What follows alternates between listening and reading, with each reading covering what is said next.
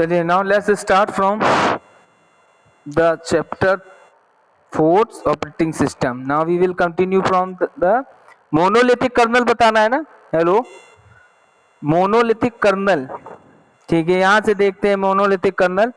A monolithic kernel can be defined as a software framework for operating system having access to all entities such as CPU, memory and input-output devices.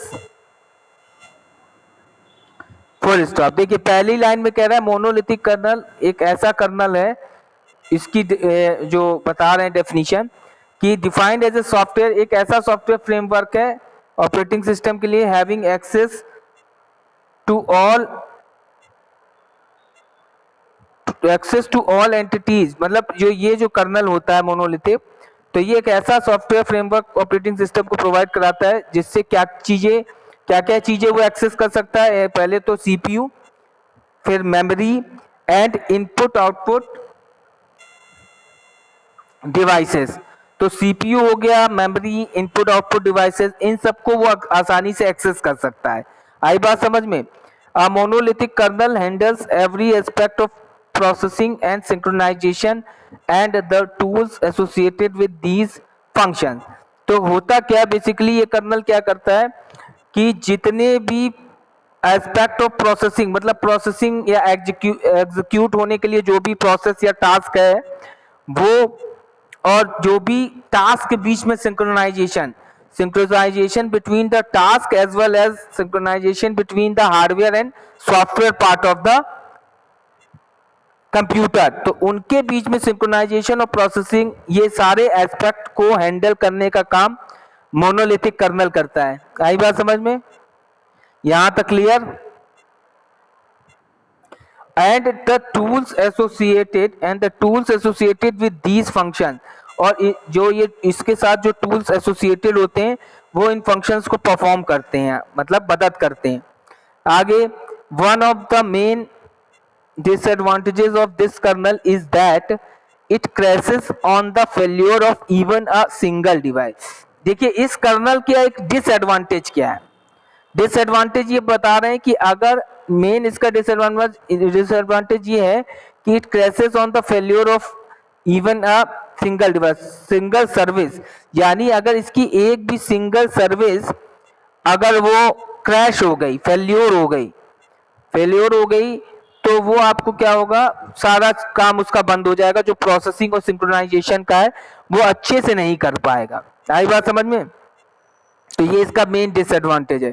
मतलब कोई भी service छूटनी नहीं चाहिए, उसकी service कहीं भी अगर मतलब स्किप कर गई तो समझ लीजिए फिर वो काम नहीं करेगा अच्छे से. जो प्रोसेसिंग और सिंक्रोनाइजेशन है between the task and hardware and software, वो नहीं सही से हो पाएगा. क्लियर यहां तक. Various operating system such as Linux, Unix, Mac OS, मतलब मैक मतलब वही है Macintosh operating system, and MS DOS are based on monolithic kernel. तो ये जो ऑपरेटिंग सिस्टम्स हैं बेसिकली डिपेंड होते हैं मोनोलिथिक कर्नल्स पर. ठीक है. However newer operating systems also use other kernels in combination with the features of monolithic kernels to achieve more simplicity and efficiency. ठीक है.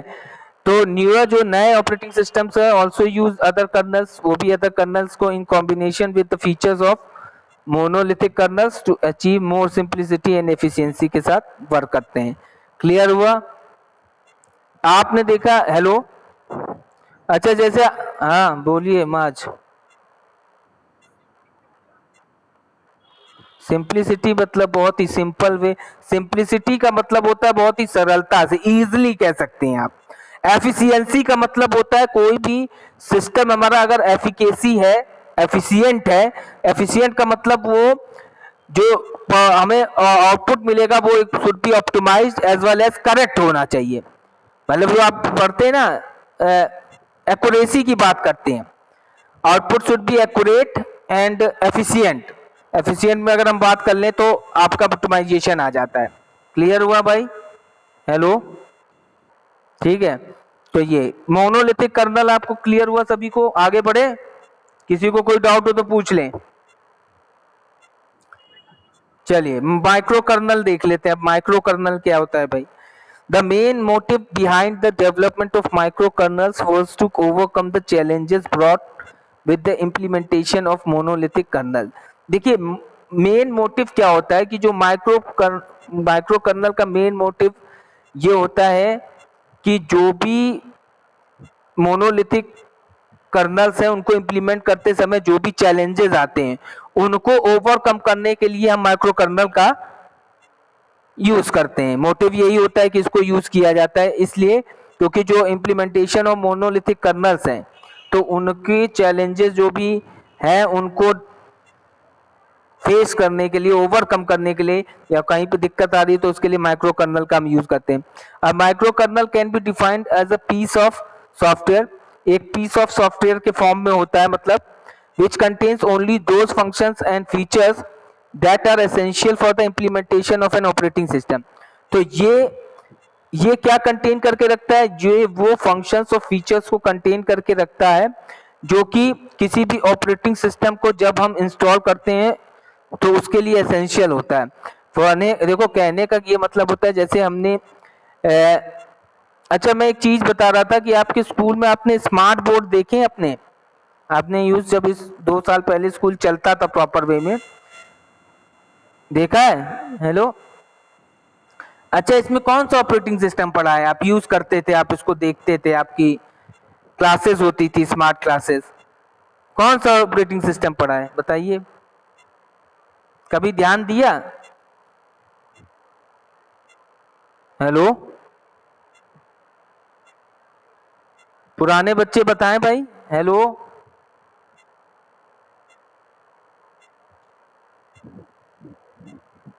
अरे भैया हाँ ना में जवाब दे दिया करो। हेलो, आवाज आ रही कि नहीं? हाँ तो हाँ ना में जवाब नहीं दे पा रहे हो क्या? पूछ रहे पता है कि नहीं पता है?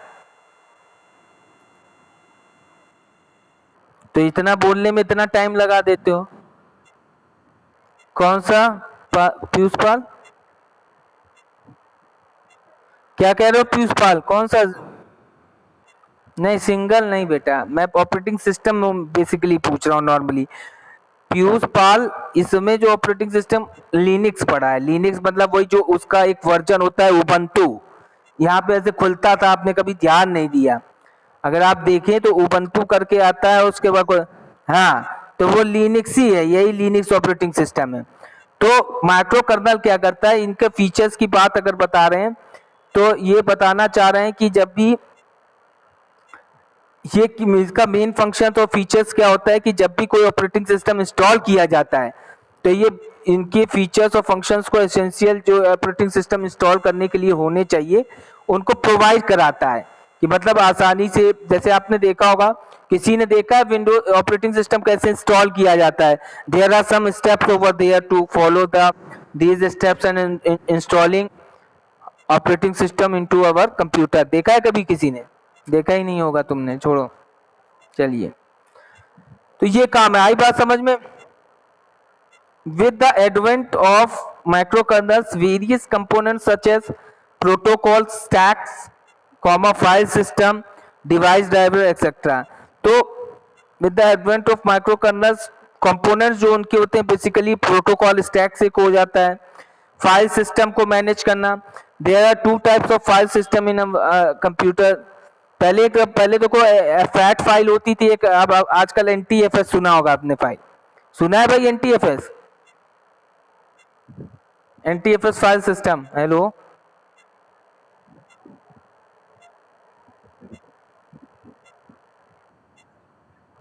नहीं जानते हो? New technology file system, NTFS का full form new technology file system. FAT होता है, फाइल एलोकेशन टेबल होता है। चलो ठीक है, तो ये सारी टेबल्स फाइल सिस्टम्स में आती हैं। फिर डिवाइस ड्राइवर्स जो भी होते हैं वो उनको सपोर्ट करता है। Can be implemented as a user space programs that can be started and stopped just as any regular programme.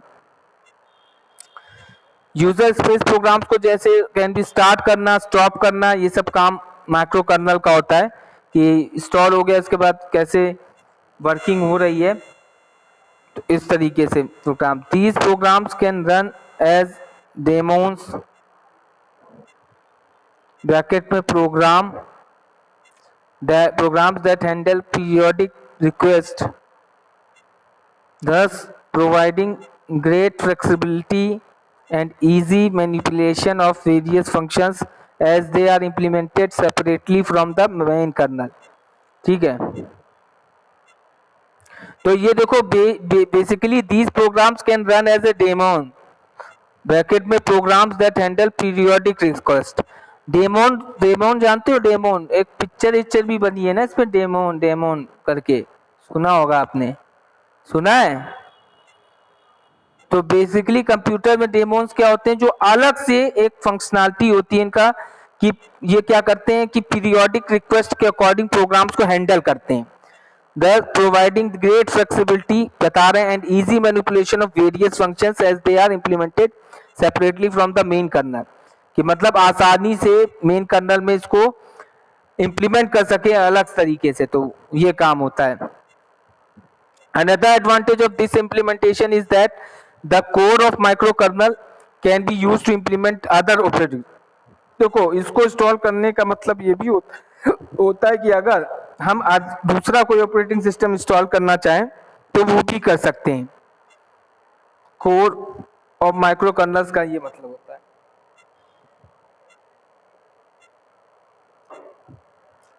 ठीक है, other operating system just by adding their functionalities making the microkernel suitable for operating system research. ठीक है, इसमें ये clear हुआ यहाँ तक?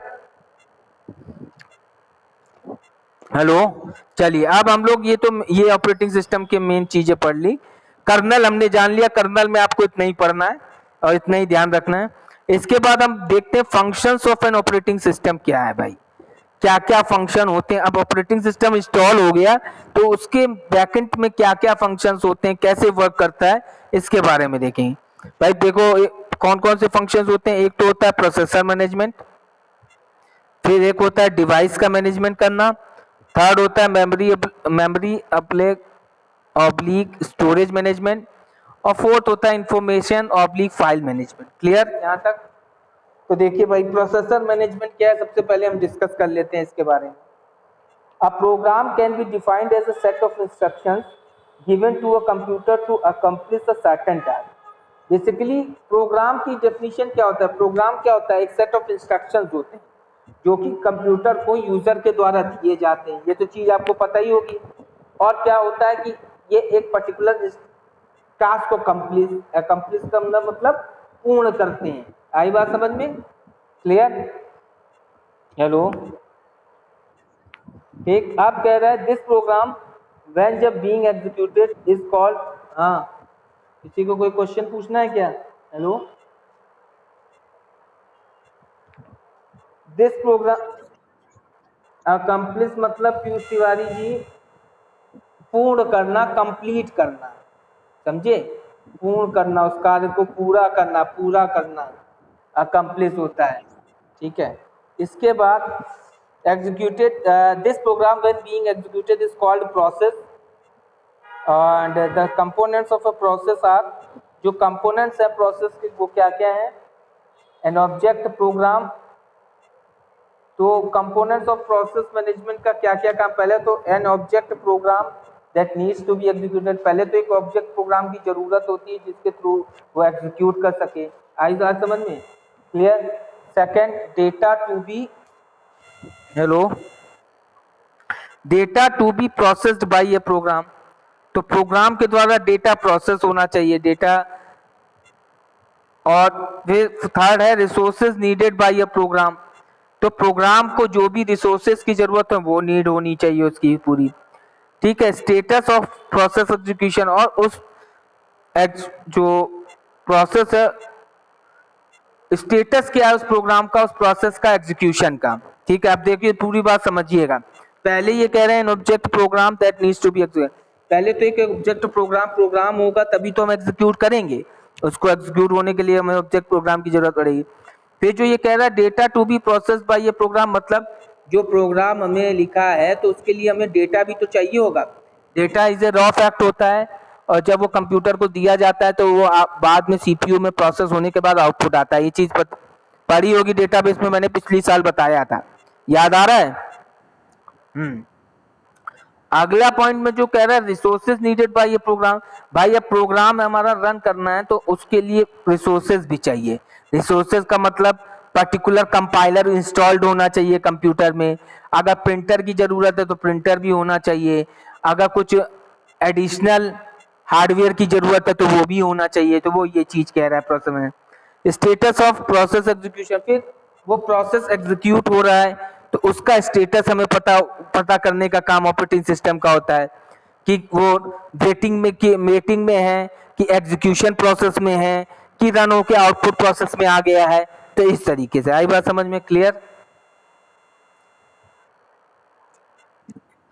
तो the management of a processor oblique और ब्रैकेट में CPU by an operating system is known as processor manager. तो कोई भी प्रोसेसर का जो मैनेजमेंट है, जो कि सीपीयू बेसिकली हम कह सकते हैं, क्योंकि सीपीयू का फुल फॉर्म होता है central processing unit, by an operating system is known as processor manager. तो वो जो होता है वो ऑपरेटिंग सिस्टम का एज ए प्रोसेसर मैनेजमेंट काम करता है। क्लियर?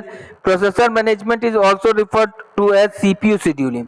तो ये एक तरीके से प्रोसेसर मैनेजमेंट को हम ये भी कह सकते हैं, वो एक तरीके से सीपीयू शेड्यूलिंग होती है। सीपीयू शेड्यूलिंग का मतलब होता है कि प्रोसेस पहले इनपुट के लिए गया, इनपुट के बाद या आउटपुट के प्रोसेस के लिए गया, तो इनपुट के लिए कौन सी प्रायोरिटी किस टास्क की हाई है उसको वहां पे मैनेज किया जाता है। ठीक है, तो जिसकी प्रायोरिटी हाई होगी वो पहले प्रोसेस के लिए आ जाएगा, उससे कम प्रायोरिटी वाला वेटिंग में लगा रहेगा। तो ये सब प्रोसेसिंग जो होती है, ये सब पूरा काम, फिर वो प्रोसेस होने के बाद जैसे कोई टास्क पूरा प्रोसेस होके कंप्लीट हो गया तो वो आउटपुट वाले सेक्शन में चला जाएगा, प्रोसेसर को दे दिया जाएगा कि ये आउटपुट के लिए उसको रैम के ऊपर भेजिए और आप प्रोसेस करें।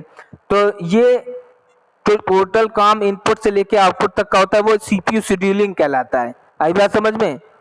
क्लियर? ठीक है, आगे देखिए कह रहा है multi programming operating system allow more work to be completed in less time. तो मल्टी प्रोग्रामिंग ऑपरेटिंग सिस्टम का क्या काम है भाई? ये जो होता है multi programming operating system allow more work to be completed in less time, मतलब ज्यादा से ज्यादा काम कम समय में हमें पूरा करके दे दे। तो ये मल्टी प्रोग्रामिंग ऑपरेटिंग सिस्टम का काम होता है। मल्टी प्रोग्रामिंग एक अलग कॉन्सेप्ट है, जैसे कि हम लोग इधर ये जो कॉन्सेप्ट बताया था ना, time sharing, multi processing operating system, real time, तो इसी तरीके से एक मल्टी प्रोग्रामिंग भी होता है। शॉर्ट में बता दे रहे हैं, स्कूल जब खुलेगा तब डिटेल में उसका थ्रू फिगर बता देंगे।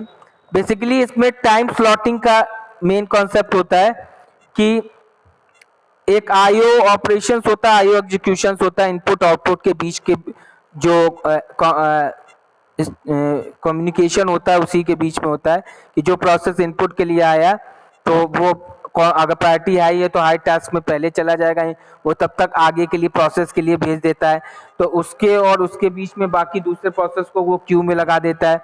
तो इस बीच में जो भी प्रोसेस इलैप्स होता है टाइम को बचाने के लिए कि भाई हर एक का प्रोसेस का टाइम बर्बाद ना हो। पता चला एक प्रोसेस होने के लिए क्या, जब तक वो कंप्लीट नहीं हो रहा तब तक हम दूसरे को ले नहीं सकते, तो कम से कम उसको हम इस स्टेज में तो डाल दें कि वो वेटिंग क्यू में था। ये कॉन्सेप्ट मल्टी प्रोग्रामिंग का होता है। तो लेस टाइम में कई सारे टास्क पूरे हो जाते हैं। आई बात समझ में? Thereby improving the performance, मतलब मल्टी प्रोग्रामिंग का concept basically the enhancement of the computer या परफॉर्मेंस कंप्यूटर की बढ़ाने की बात। अभी आपने कभी कभी देखा होगा जैसे कोई प्रोग्राम आपने क्लोज किया या जैसे देखा होगा सिस्टम कभी हैंग हो जाता है। आई बात समझ में? हेलो, सिस्टम जैसे कभी हैंग होता है तो तुमने देखा होगा अगर उसका शॉर्टकट पता है, उसको डिलीट, वो उसको हटाने का, क्रॉस करने का एक शॉर्टकट होता है। तो फिर उसके बाद आपने देखा होगा उसमें एक एक एक ग्रीन कलर का ग्राफ बन के आता है। कभी अगर किसी ने नोटिस किया हो, सीपीयू शेड्यूलिंग का वो ग्राफ होता है और बेसिकली उसमें सीपीयू यूटिलाइजेशन की बात बताता है। तो वो जो यूटिलाइजेशन होता है वो बेसिकली इसी चीज को बताता है, वहां पे मल्टी प्रोग्रामिंग का कॉन्सेप्ट होता है और जिसकी वजह से ये चीज हमको दिखती है। देखा है भाई? किसी ने देखा ही नहीं होगा कभी।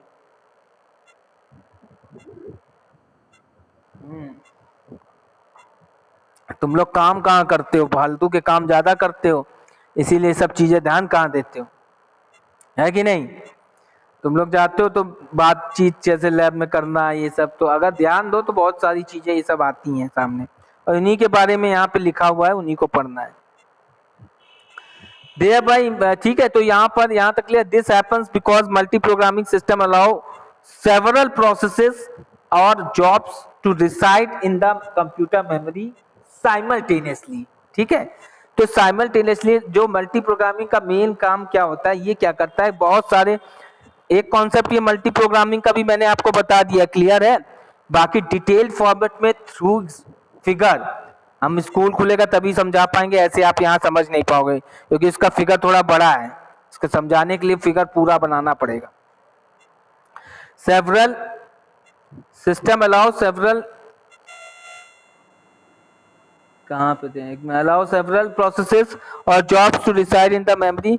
तो क्या होते हैं, कई सारे जॉब्स और जो प्रोसेसेस होते हैं वो मेमोरी में रिसाइड होते हैं और साइमल्टेनियसली उनको कंप्लीट करने का काम करता है। आई बात समझ में।